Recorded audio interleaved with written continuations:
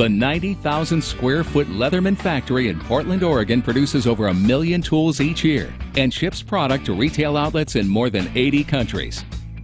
The 200-step manufacturing process begins with raw steel. 800-pound rolls feed the press, which punches out individual parts such as these tool handles. The punch press is used to form knife blades, screwdrivers, scissors, saws, and nearly every other component that makes up a Leatherman.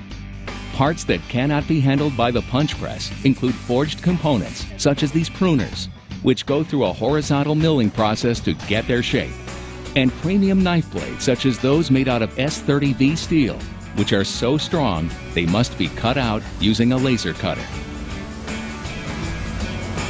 After heat treatment to strengthen the steel, the pieces are placed in tumblers filled with ceramic beads to polish and deburr the edges.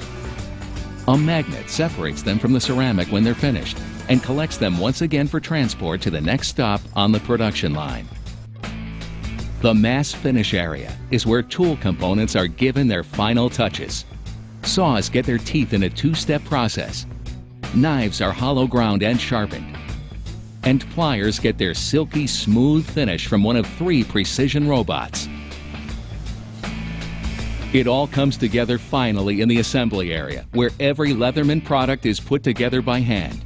The workers here turn out 12,000 tools in an average day, an impressive number, especially considering the stringent quality control measures that require every tool and knife to be thoroughly inspected.